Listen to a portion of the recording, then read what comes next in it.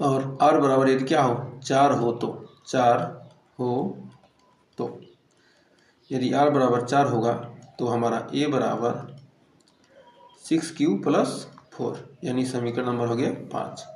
यदि r बराबर हमारा 5 हो गया तो हमारा हो जाएगा a बराबर 6q प्लस 5, ये हमारा क्या समीकरण नंबर 6।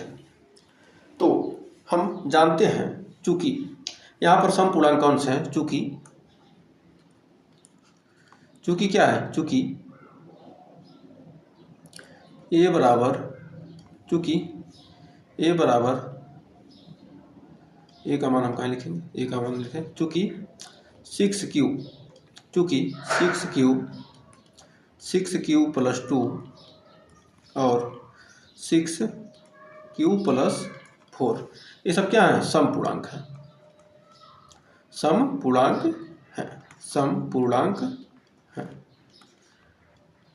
क्या है ये सब, क्या है सम पूर्णांक है। और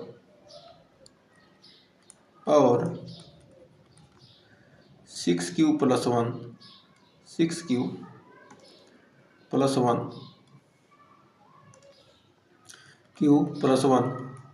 6q प्लस 3 व 6q प्लस 5 विषम पूर्णांक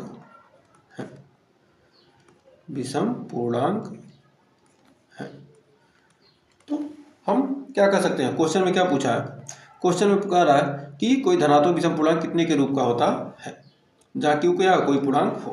तो ये हमारा क्या हो गया, हमारा 6q प्लस 1 6q प्लस 3 और 6q प्लस 5 विषम पूर्णांक होता है। मतलब कोई धनात्मक विषम पूर्णांक क्या होता है, तो कह सकते हैं कि हमारा कोई धनात्मक विषम पूर्णांक 6q प्लस 1 6q प्लस 3 और 6q प्लस 5 के रूप का होता है। तो एकदम सिंपल से तरीके में आप क्या कर सकते हैं, ये सिंपल शॉर्ट फॉर्म में आसानी से आप एग्जाम में लगा सकते हैं, आपको ज़्यादा दिमाग लगाने की ज़रूरत नहीं है। और डिटेल वाला तो हमने आपको कल करवाया था, पिछले में हमने क्या किया था, डिटेल वाला कराया था। तो यदि आप डिटेल के साथ इसको लिखना चाहते हैं तो इस तरह से लिख सकते हैं, इस तरह से लिखिए, माना b बराबर इतना करके r बराबर 0 हो तो a बराबर 4q प्लस 0 यानी a बराबर 4q। तो 4q क्या 2 से भाज्य है, अतः यह एक सम पूर्णांक है, बस इतना ही लिखना है। और 4q प्लस 1 2 से भाज्य नहीं है, अतः यह एक विषम पूर्णांक है। फिर r बराबर 2 रखेंगे तो ये बराबर 4q प्लस यहाँ 6q रहता, तो कहते क्या 2 से भाज्य है तो अतः यह एक सम पूर्णांक है। 3 2 से भाज्य नहीं है, यह एक विषम पूर्णांक है। बस यही चीज़ें लिखनी पड़ेंगी, बाकी और कुछ नहीं। तो आप इस तरीके से क्या कर सकते हैं, क्वेश्चन को सॉल्व कर सकते हैं, छोटे में या लॉन्ग में। आपको जैसा क्वेश्चन यदि क्या करें 5-6 नंबर में दे तो थोड़ा लंबे में कीजिएगा, उसमें लिखिएगा। यहाँ पर हमने क्या किया, यहाँ लिख देंगे क्या है a बराबर 6q, तो यहाँ पर यह एक क्या है, यह एक सम पूर्णांक है। और यहाँ a बराबर 6q प्लस 1 यह क्या 2 से भाज्य नहीं है, अतः यह एक विषम पूर्णांक है। फिर यहाँ पर लिखेंगे यह 2 से भाज्य है, अतः यह एक सम पूर्णांक है। यह 2 से भाज्य नहीं है, अतः यह एक विषम पूर्णांक है। फिर 4 वाला यह 2 से भाज्य, अतः यह एक सम पूर्णांक है। फिर यह 2 से भाज्य नहीं, अतः यह एक विषम पूर्णांक है। तो लिख देंगे समीकरण 1 2, समीकरण 1 3 5 से स्पष्ट है कि क्या है, ये 6q प्लस 2 6q प्लस 4 क्या है, एक सम पूर्णांक है। और समीकरण 2 4 6 से स्पष्ट है कि 6q प्लस 1 6q प्लस 3 और 6q प्लस 5 क्या था, विषम पूर्णांक होता है। तो हमें उम्मीद है इस क्वेश्चन में आपको कोई डाउट नहीं होगा, और डिटेल के साथ हमने आपको समझा दिया है, इससे ज़्यादा आपको कुछ नहीं एग्जाम में लिखना है। तो बढ़ते हैं आगे। यदि आपको चाहिए कि इसको हम लिख कर डिटेल के साथ बताएं तो फिर बता देंगे कभी आपको, जब हम इसका रिवीजन कराएंगे 1 शॉट में करा देंगे डिटेल के साथ। करा क्वेश्चन, किसी परेड में 616 सदस्यों वाली एक सेना आर्मी टुकड़ी को 32 सदस्यों वाले एक आर्मी बैंड के पीछे मार्च करना है। 616 सदस्य की एक सेना है जिसमें 32 सदस्यों वाली आर्मी बैंड के पीछे क्या करना है, मार्च करना है। तो 2 समूहों में समान वाले स्तंभों में मार्च करना है, तो उन स्तंभों की अधिकतम संख्या क्या होगी जिसमें वे मार्च कर सकें। जब भी ऐसी क्वेश्चन दे, अधिकतम संख्या न्यूनतम संख्या अधिकतम संख्या दे, तो इसके लिए हमें सीधे निकालना है क्या, इसका HCF। तो HCF निकालना है तो हमें 32 में क्या करेंगे, 616 से हमें भाग देना पड़ेगा। 32 में 616 से भाग देना पड़ेगा HCF निकालने के लिए। तो एचसीएफ निकालने के लिए 32 में 616 से भाग देंगे तो 32 दूनी हो जाएगा 64, इसलिए एक बार जाएगा तो 32 एक अन्य 32, 11 में 2 गया बच गया 9, और यहाँ पर 5 में से 3 गया बच गया 2, और यहाँ पर आ गया 6। अब यहाँ पर 9 बार जाएगा तो 9 दूनी 18 को 8, 9 त्रिक 27, 1 28, यानी 16 में 60 गया, 8 आ गया, और यहाँ पर 0 0 ये कट गया, यहाँ पर आ गया 32, यानी 8 चौके 32 कट गया, तो हमारा 8 आ गया, एचसीएफ 8 आ गया। लेकिन हमें क्या करना है, यूक्लिड विधान प्रमेयिका का यूज करना है। तो हम यहाँ पर लिख सकते हैं ए बराबर बी क्यू प्लस आर, जहाँ आर का मान 0 से बड़ा और बी से छोटा होता है, 0 के बराबर होता है से। इतना से अब हम क्या करेंगे, इसको हल करेंगे। अब इसमें रख देंगे तो ए का मान हमारा कितना है 616, और बी का मान है हमारा 32 गुणे 19 प्लस 8, 32 गुणे 19 प्लस 8, तो हमारा आ जाएगा 32 बराबर 8 गुणे 4 प्लस 0, तो हमारा लिख सकते हैं एचसीएफ निकल के आ जाएगा, एचसीएफ कितने का 616 कामा 32 का हमारा एचसीएफ हो जाएगा 8। तो न्यूनतम संख्या हमारी हो जाएगी कितनी 8, तो हमारी हो जाएगी स्तंभों की अधिकतम संख्या। तो पूछ रहा स्तंभों की अधिकतम संख्या क्या होगी, तो लिखेंगे यहाँ पर स्तंभों की अधिकतम संख्या, स्तंभों की अधिकतम संख्या 8। ये हमारा क्या आ गया आंसर। तो हमारा, हमें उम्मीद है आपको क्लियर हो गया होगा और शानदार तरीके से समझ में आ गया होगा। तो एक छोटा सा मोटिवेशन पॉइंट जानते हैं, सुनते हैं। कामयाबी सुबह की जैसी होती है, कामयाबी सुबह की जैसी होती है, मांगने पर नहीं जागने पर ही मिलती है। यदि आपको सफल होना है, एग्जाम में 90+ नंबर प्राप्त करना है, तो आपको क्या करना पड़ेगा, जागना पड़ेगा। आज से ही तैयारी बना लीजिए, क्योंकि आज से पढ़ेंगे तो आपको ऊपर कोई बोझ नहीं पड़ने वाला है। एकदम डिटेल के साथ हम पूरे फर्स्ट चैप्टर समाप्त जाएगा, उसके बाद आपको 1 शॉर्ट वीडियो देंगे, उसके बाद कुछ और क्वेश्चन का हम एक्स्ट्रा क्वेश्चन का रिवीजन कराएंगे एकदम शानदार तरीके से। दूसरा चैप्टर खत्म होगा, उसमें भी वही करेंगे। तो हर चैप्टर में हम आपको एक्स्ट्रा क्वेश्चन कराएंगे एनसीईआरटी के अलावा। तो टेंशन मत लीजिए, बस आप हमारे साथ बने रहिए और ज़्यादा से ज़्यादा वीडियो को शेयर कीजिए। जितना ही ज़्यादा आप सपोर्ट करेंगे, हम आपके लिए उतना बेहतरीन कंटेंट लाने की कोशिश करेंगे, देने की कोशिश करेंगे। तो आइए शुरुआत करते हैं अगले क्वेश्चन की। तो कह रहा है यूक्लिड विधान प्रमेयिका का प्रयोग करके दर्शाइए कि किसी धनात्मक पूर्णांक का वर्ग किसी पूर्णांक m के लिए 3m या 3m+1 के रूप का होता है। मान लीजिए कोई धनात्मक पूर्णांक क्या 3q 3q+1 3q+2 के रूप का है में लिया जा सकता है। तो इसमें प्रत्येक का वर्ग कीजिए और दर्शाइए कि इन वर्गों को 3m या 3m+1 के रूप में लिख सकते हैं। तो इसके रूप में लिखना है, तो आइए इसको हम करते हैं हल, इसको शानदार तरीके से। तो सबसे पहले हम यूक्लिड विधान प्रमेयिका का यूज करेंगे, उसके बाद शानदार तरीके से लिखेंगे। तो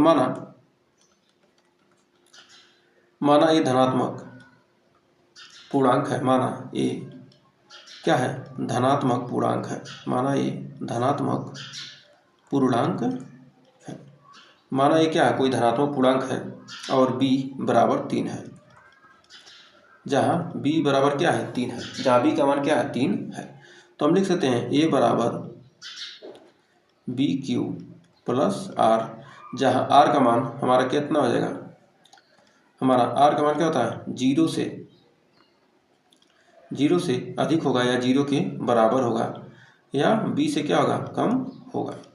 तो इतना होता है। अब हमारा r का मान यहाँ पर कितना होगा, जब b का मान 3 है तो r का मान हमारा हो जाएगा 0 1 2, b का मान कितना हमारा 0 1 2, तो r का मान 0 1 2 है। यदि r बराबर 0 हो, तो यदि r बराबर हम 0 लेते हैं, यदि r बराबर 0 हो, तो यदि हम r का मान 0 लेते हैं तब तो हमारा निकल के आ जाएगा a बराबर 3q + 0। तो दोनों पक्षों का वर्ग करने पर, दोनों पक्षों का वर्ग करने पर, दोनों पक्षों का वर्ग करने पर। अब दोनों पक्षों का हम वर्ग करेंगे। जब दोनों पक्षों का वर्ग करेंगे तो हमारा आएगा कितना, तो हमारा यहाँ पर आएगा कितना आएगा ए स्क्वायर बराबर 3q का स्क्वायर, यानी हमारा हो जाएगा 9q स्क्वायर, 9q स्क्वायर। माना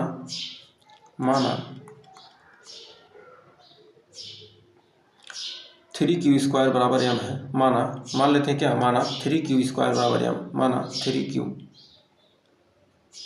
स्क्वायर बराबर m, तो लिख सकते हैं ए स्क्वायर बराबर 3 इंटू 3q स्क्वायर, यानी हो जाएगा 3m। ये हो गया हमारा समीकरण 1। पुनः r बराबर 1 रखने पर, पुनः अब क्या करेंगे, पुनः r बराबर हम रखेंगे कितना 1, और पुनः r बराबर 1 रखेंगे तब हमारा कितना आएगा, r बराबर 1 रखने पर, 1 रखने पर, तो हमारा हो जाएगा a बराबर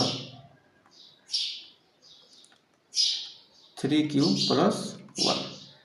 अब क्या करेंगे, इसका भी वर्ग करेंगे, दोनों पक्षों का वर्ग करने पर, दोनों पक्षों का क्या करेंगे हम वर्ग करने पर, दोनों पक्षों का वर्ग करने पर, दोनों पक्षों का वर्ग करने पर, वर्ग करने पर। अब दोनों पक्षों का वर्ग करेंगे तो हमारा हो जाएगा ए स्क्वायर बराबर 3q प्लस 1 का स्क्वायर, हो जाएगा ए स्क्वायर बराबर ए स्क्वायर यानी 3 त्रिका 9q square, A square plus B square plus 2ab plus 2ab हो जाएगा हमारा इंटू 1, यहाँ पर गुणे 1।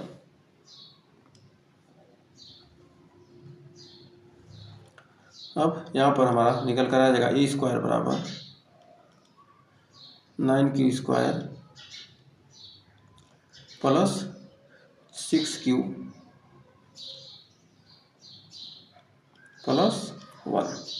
अब यहाँ पर हमारा 6q प्लस 1 आ गया, तब हम यहाँ पर क्या करेंगे, हम मानेंगे इसको लिख सकते हैं ए स्क्वायर बराबर 3 कॉमन करेंगे, लिखेंगे 3q square plus 2q plus 1। तो माना यहाँ पर माना 3q स्क्वायर प्लस 2q बराबर m। क्या है m, ये क्या है, पूर्णांक है, ये क्या है हमारा पूर्णांक, इसमें भी क्या है m, ये भी क्या है पूर्णांक था, इसमें ऊपर वाले में भी क्या था m पूर्णांक था, बराबर m क्या है पूर्णांक है। तो ये क्या है पूर्णांक है, तो हम लिख सकते हैं यहाँ पर ए स्क्वायर बराबर 3m प्लस 1, ए स्क्वायर बराबर क्या आएगा 3m प्लस 1, ये जाएगा हमारा समीकरण नंबर 2। अब ए बराबर, अब यहाँ पर लिख सकते हैं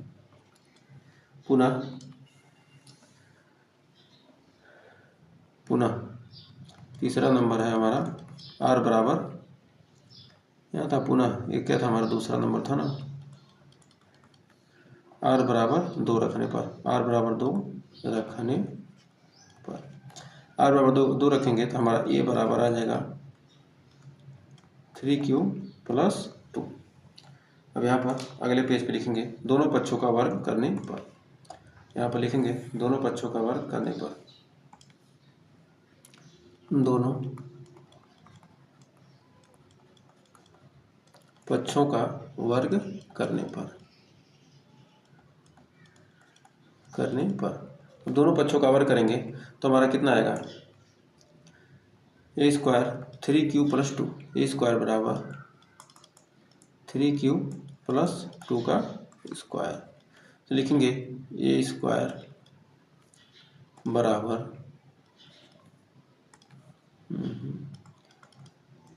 9q स्क्वायर प्लस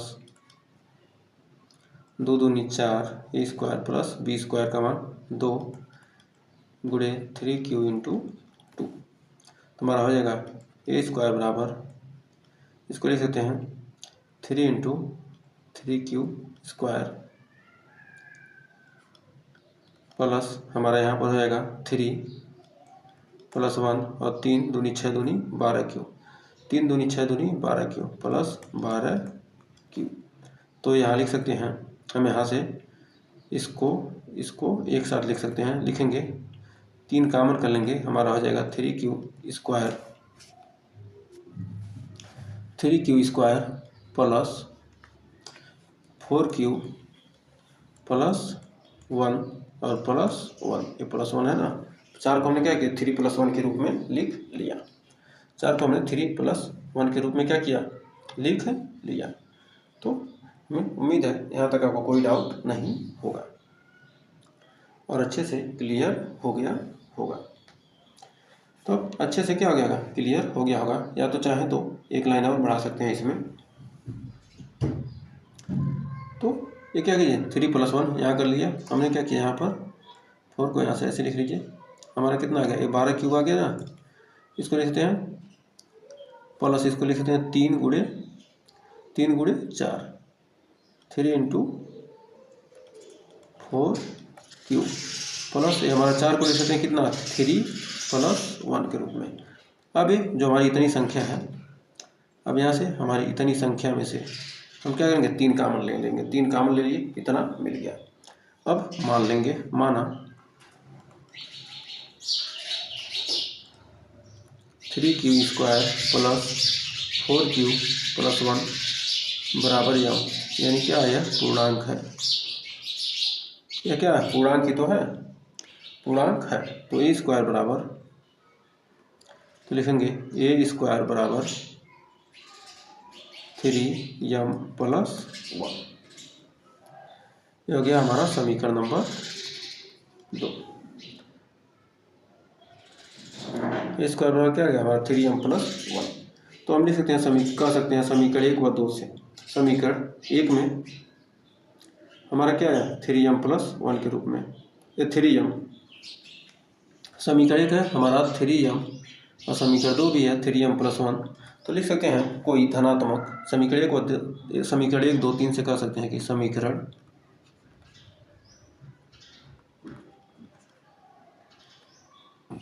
1 2 व 3 से कह सकते हैं कि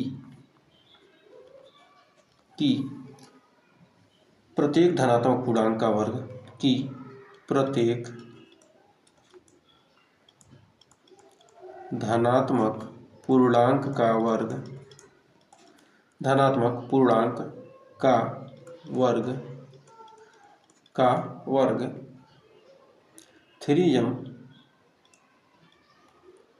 व 3m + 1 के रूप का होता है। तो प्रत्येक धनात्मक पूर्णांक का वर्ग क्या होता है 3m या 3m + 1 के रूप का होता है। तो ये आपका क्या होगा प्रूफ हमने कर दिया। तो हमें उम्मीद है आपको यहाँ पर आपको कोई डाउट नहीं होगा। ये भी क्वेश्चन आपके लिए बहुत ही इम्पोर्टेंट है। इसी तरह से एक और क्वेश्चन आएगा 3m + 1 9m + 1 के रूप का होता है, तो भी क्वेश्चन आइए देखते हैं।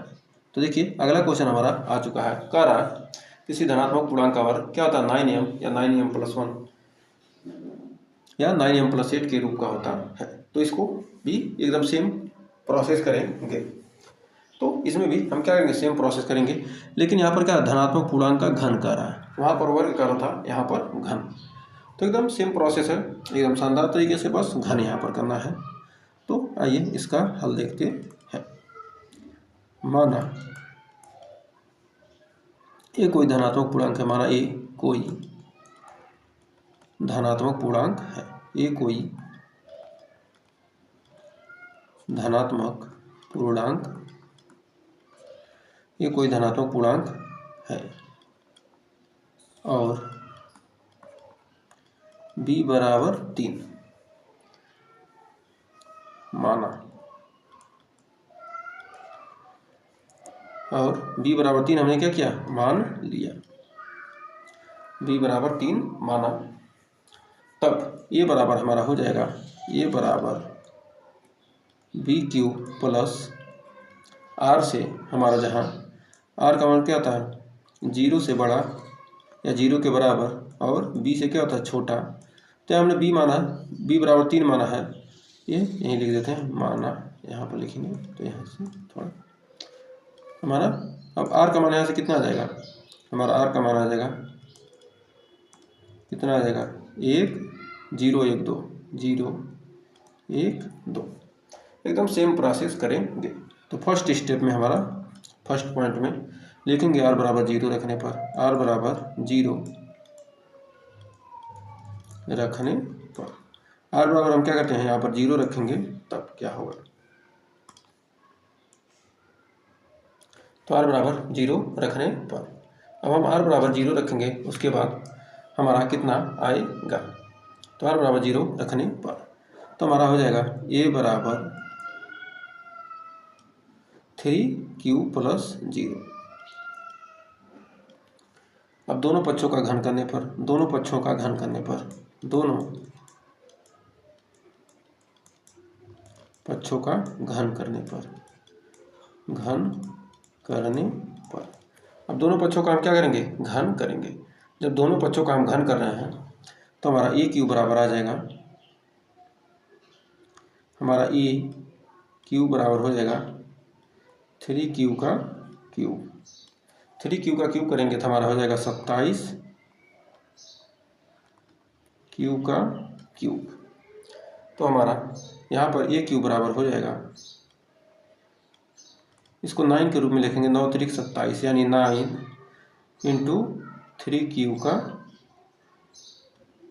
क्यूब। अब इतना हो गया, तो माना 3q का क्यूब बराबर यम, क्या है, पूर्णांक है, यम जहाँ कहाँ, जहाँ यम क्या है, हमारा पूर्णांक है, जहाँ यम क्या है, हमारा एक पूर्णांक है, तो हमारा ए क्यू बराबर आ जाएगा 9 यम। ये हो गया समीकरण नंबर 1, ये हमारा क्या होगा, समीकरण नंबर 1 हो गया। तो हमें उम्मीद है यहाँ तक आपको कोई डाउट नहीं होगा। अब समीकरण नंबर 1 हमें मिल गया, अब समीकरण 2 पर हम पहुँचेंगे एकदम शानदार ज़बरदस्त तरीके से। तो आइए समीकरण नंबर 2 को देखते हैं। तो ये लंबा है, इसको हटा देते हैं। तो हमारा यहाँ पर देखेंगे समीकरण नंबर 2 से पुनः दूसरे पॉइंट में हम क्या करेंगे, हमारा हमें क्या है, आर बराबर 1 हो तो, आर बराबर 1 हो तो ये बराबर हमारा आ जाएगा 3q प्लस 1, दोनों पक्षों का घन करने पर, दोनों पक्षों का घन करने पर, घन करने पर, दोनों पक्षों का घन करने पर, दोनों पक्षों का घन करने पर, तो हमारा हो जाएगा ए क्यू बराबर 3q प्लस 1 का घन करेंगे तो हमारा घन का फार्मूला होता है क्या, घन का फार्मूला होता है ए प्लस बी का क्यूब बराबर A cube plus B cube plus 3ab और कोष्टक में a प्लस बी, ये होता है। तो हमारा यहाँ पर लिखेंगे ए क्यूब बराबर 3q प्लस 1 का क्यूब। अब इस फार्मूले पर रखेंगे तो हमारा आ जाएगा ए क्यूब बराबर 3 त्रिका 9 त्रिक 27 क्यू का क्यूब, यानी 3 क्यू का क्यूब प्लस 1 का cube plus 3a into b और a प्लस बी। अब यहाँ पर हो जाएगा हमारा 27 क्यू का क्यूब प्लस 1, 3 त्रिका 9 और 9 त्रिक 3 त्रिका 9 क्यूब, और इसमें गुणा करने क्या हो जाएगा हमारा 27 क्यू का स्क्वायर, और फिर हो जाएगा हमारा 3 त्रिका 9 क्यूब प्लस 9 क्यूब। अब यहाँ पर ए एक साथ रखेंगे तो हमारा निकल के आ जाएगा कितना, इसको एक साथ रखेंगे इसको और इसको, तो हमारा आ जाएगा 27 क्यू का cube plus 27 Q square plus 9 Q plus 1। अब यहाँ से इसमें से हम क्या करेंगे 9 कॉमन कर लेंगे तो कितना आ जाएगा हमारा, 9 कॉमन करेंगे तो हमारा हो जाएगा 9 कॉमन लेंगे 3 क्यू का cube plus 3 Q square plus Q और ब्रैकेट में प्लस 1, तो हमारा ए क्यूब बराबर है। अब बढ़ते हैं आगे। अब यहाँ पर हम मानेंगे कितना, माना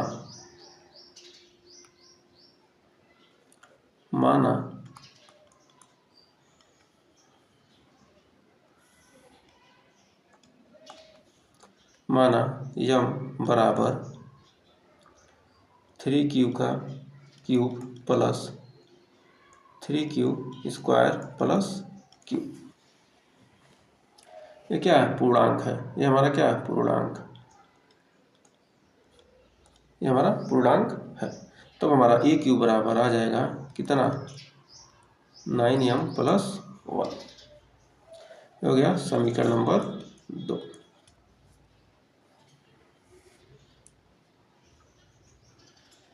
समीकरण नंबर 2 हो गया। अब समीकरण नंबर 2 हो गया, तब समीकरण 2 मिल गया, पुनः ए बराबर, फिर तीसरे पॉइंट में r बराबर 2 रखने पर, तो हमारा आ जाएगा r बराबर 2 रखेंगे तो a बराबर 3q प्लस 2, तो दोनों पक्षों का घन करने पर, दोनों पक्षों का घन करने पर, अब दोनों पक्षों का हम क्या करेंगे, दोनों पक्षों का घन करने पर, अब दोनों पक्षों का घन करेंगे तो हमारा कितना आएगा ए क्यूब बराबर, इसका क्यूब करेंगे 3 क्यूब, 3 त्रिक 27 क्यू का क्यूब प्लस 2 दूनी 4 दूनी 8, 2 दूनी 4 दूनी 8 plus 2 cube plus 3ab 3 into 3ab होगा ना, 3a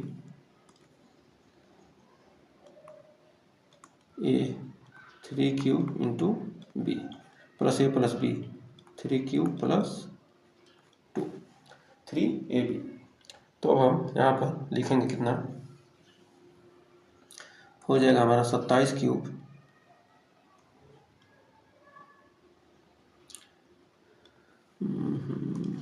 हो जाएगा यहाँ पर 27 क्यूब प्लस हमारा 3 त्रिका 9, 3 त्रिका 9 दूनी 18 तिहाई 54 क्यूब, 54 क्यूब का स्क्वायर, और 3 त्रिका 9 दूनी 18 दूना 36 cube plus 36 cube plus 8 plus ये 8 है ना। अब इसमें से क्या करेंगे हम 9 कॉमन कर लेंगे तो हमारा आ जाएगा कितना,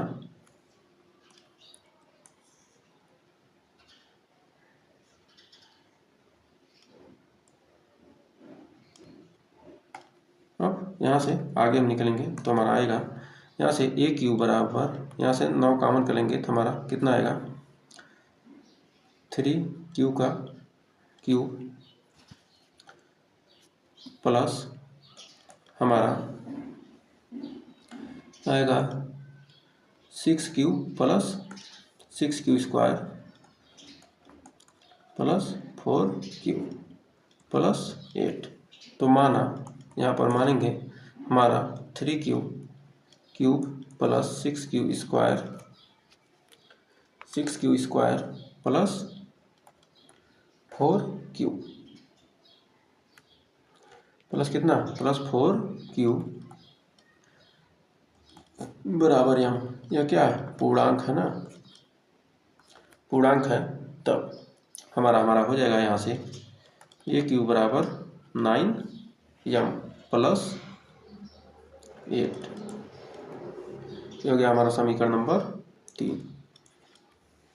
समीकरण नंबर 3 हो गया। तो कह सकते हैं कि समीकरण 1 व समीकरण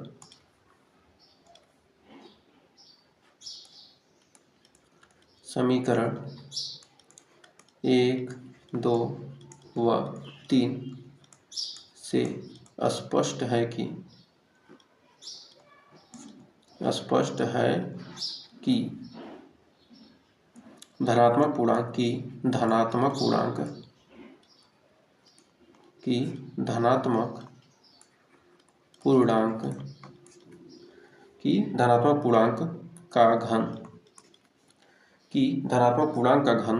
का घन 9m प्लस 1 व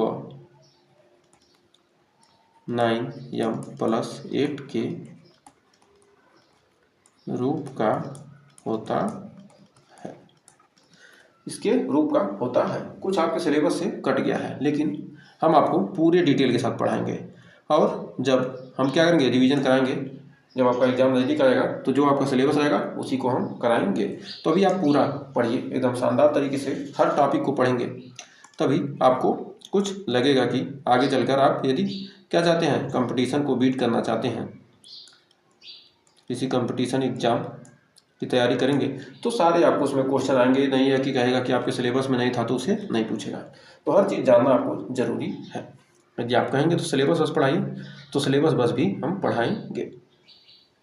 तो हमारा ये तो 1.1 कंप्लीट हो गया। अब आइए हमारा एक प्रमेय है आगे, उसके 1.2 चैप्टर पढ़ने के लिए। तो कह रहा प्रत्येक भाज्य संख्या को अभाज्य संख्याओं के एक गुणनखंड अंकगणित का एक आधारभूत प्रमेय होता है कि किसी भी भाज्य संख्या को, मतलब कोई भी भाज्य संख्या, मान लीजिए क्या 15 कोई भाज्य संख्या है, तो इसको हम कह सकते हैं अभाज्य संख्याओं के एक गुणनफल के रूप में लिख सकते हैं। तो भाज्य संख्याएं कौन कौन सी होती हैं वो तो हमने शानदार तरीके से पढ़ाई है। तो गुणनफल के रूप में व्यक्त किया जाता है, यानी गुणनखंडित किया जा सकता है, तथा गुणनखंडक अभाज्य गुणनखंडों के आने वाले क्रम के बिना क्या होते हैं, अद्वितीय होते हैं। मतलब तो गुणनखंड क्या होगा, स्वयं में क्या होगा, स्वयं ही होगा, उसके अलावा उसका कोई गुणनखंड नहीं होगा। जैसे हमारा 15 है, 15 का हमारा क्या होगा, 3 से कटेगा 5 बार में और 5 से कटेगा 1 बार में। तो 15 क्या है, भाज्य संख्या है। इसको हमने क्या लिख दिया, 15 को हमने कितने में, 3 और 5 के रूप में हमने क्या किया, तोड़ कर लिख दिया। इस प्रमेय का मतलब यही है। या यदि 8 है तो 8 को हम क्या लिख सकते हैं, 2 से काटेंगे 4 बार में, फिर 2 से काटेंगे 2 बार में, फिर 2 से काटेंगे 1 बार में। तो इसको हम 8 को लिख सकते हैं कितना, 2 गुणे 2 गुणे 2। इस रूप में हम क्या कर सकते हैं, 8 को लिख सकते हैं।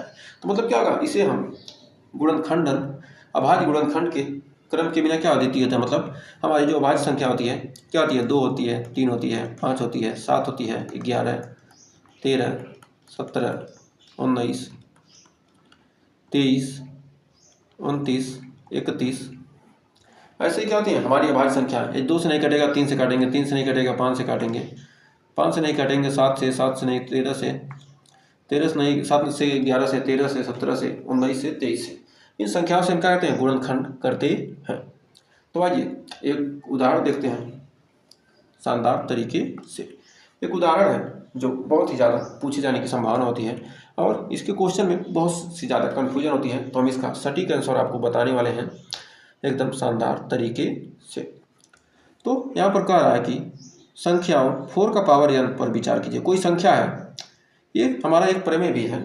कोई संख्या कह रहा है 4 का पावर n के रूप में है, कोई संख्या 4 के पावर n का रूप में है, जहाँ n एक प्राकृतिक संख्या है, जहाँ n का मान कितना 1 2 3 4 5 है, कोई भी हो सकता है।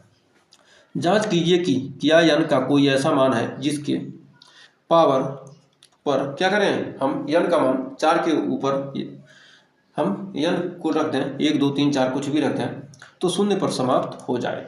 तो हम 4 का पावर क्या रखते हैं 1 रखते हैं तो 4 आएगा, 4 का पावर 2 रखेंगे तो कितना आ जाएगा 16, 4 का पावर 3 रखेंगे 16 चौके 64 आएगा, और 64 चौके यदि हम 4 का पावर 4 रखते हैं 64 चौके 4 चौक 16, 4 से 24 1 25 256 आएगा। तो ऐसे क्या करेंगे हम 4 का पावर कुछ भी रखेंगे लेकिन कभी भी हमारा क्या होगा 0 पर समाप्त नहीं होगा। तो हम इसका आंसर कैसे लिखेंगे, तो आइए लिखते हैं इसका आंसर। तो इसका आंसर हम लिखेंगे इसका हल। तो यही आपको एग्जाम में लिखना है और ये क्वेश्चन बहुत ही ज़्यादा बार पूछा जा सकता है।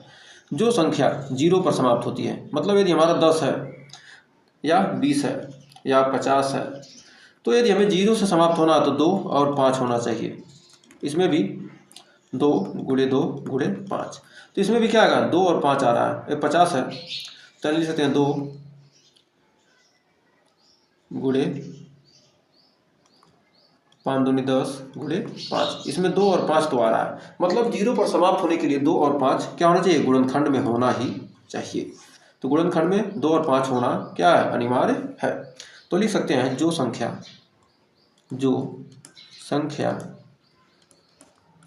0 पर समाप्त होती है, 0 पर समाप्त होती है, जो संख्या 0 पर समाप्त होती है उसके अभाज्य गुणनखंड, उसके अभाज्य गुणनखंड, उसके अभाज्य गुणनखंड, उसके अभाज्य गुणनखंड 2 गुणे 5 के रूप के होते हैं, 2 गुणे 5 के रूप के होते हैं, 2 गुणे 5 के रूप के होते हैं। जो संख्या क्या होगी 0 पर समाप्त होती है उसके जो अभाज्य गुणनखंड होंगे क्या होंगे 2 गुणे 5 के रूप के होंगे। चूंकि हमारा 4 का पावर n है, यहाँ चूंकि हमारा क्या 4 का पावर n है, तो यह किसके रूप में आ रहा है 2 गुणे 2, इसमें क्या है पावर n, इसमें क्या है हमारा 4 में क्या है 5 नहीं है, तो 4 के पावर n में तो लिख सकते हैं 4 के पावर n में, तो लिख सकते हैं 4 की पावर n में 4 का अभाज्य गुणनखंड, 4 का अभाज्य गुणनखंड, अभाज्य गुणनखंड में 2 तो उपस्थित है, 2 तो क्या है उपस्थित है, उपस्थित है, 2 तो क्या है उपस्थित है, लेकिन 5 उपस्थित नहीं है, 5 क्या है उपस्थित नहीं है, 5 उपस्थित नहीं है, 2 उपस्थित है लेकिन 5 उपस्थित नहीं है। अतः 4 का पावर n किसी भी मान n के लिए, 4 का पावर n किसी भी मान n के लिए 0 पर समाप्त नहीं होगा, समाप्त नहीं होगा, 0 पर क्या होगा समाप्त नहीं होगा। तो हमें उम्मीद है आपको कोई डाउट नहीं होगा और ये क्वेश्चन आपको अच्छे से क्लियर हो गया होगा। तो क्वेश्चन अच्छे से क्लियर हो गया होगा। तो हमने शानदार तरीके से जितना बताया था उतना क्वेश्चन कर लिया है। तो आपको हमें 15, 20 और 25 का क्या करना है एलसीएम और एचसीएफ दोनों आपको बताना है। किसमें ये आपके लिए HW है, HW है। इसको आंसर हमें कमेंट बॉक्स में ज़रूर बताइएगा। और सेशन पसंद आया तो सेशन को लाइक शेयर जरूर कीजिएगा, क्योंकि हम आपके लिए मेहनत कर रहे हैं। यदि आप सपोर्ट करेंगे तो हम आपको बेहतरीन से बेहतरीन कंटेंट देंगे और जल्द ही साइंस की भी शुरुआत कर देंगे। तो अपने दोस्तों के साथ शेयर कीजिए। आपको कोचिंग जाने की ज़रूरत नहीं, 100% गारंटी देते हैं। जो भी पढ़ा रहे हैं वही आपके एग्ज़ाम में छपने वाला है, तो इसलिए टेंशन फ्री रहिए। आपको 10वीं में है इस साल, 11वीं की भी तैयारी कराएंगे फ्री, 12वीं की भी तैयारी फ्री कराएंगे, लेकिन आप हमें सपोर्ट कीजिएगा तब एकदम शानदार तरीके से। मैथ में कोई ऐसा क्वेश्चन नहीं बचेगा जो आप कहें। आपके लिए हम डाउट ग्रुप भी जल्दी बनाने वाले हैं। आप लोग की संख्या बढ़ जाए, डाउट ग्रुप भी बना देंगे, जहाँ से आप क्वेश्चन, आपको कोई भी क्वेश्चन है जो आपके 10वीं में पूछा जा सकता है, आप हमें वहाँ भेज सकते हैं और आपको हम सॉल्यूशन भी प्रोवाइड करेंगे। क्लास में सॉल्यूशन प्रोवाइड करेंगे, आप वहाँ क्वेश्चन भेज सकते हैं, हमसे बात कर सकते हैं। कोई भी समस्या हो, कोई भी डाउट हो तो हर डाउट को सॉल्यूशन किया जाएगा। तो आज के लिए बस इतना ही, मिलेंगे नेक्स्ट वीडियो में, तब तक के लिए टेक केयर।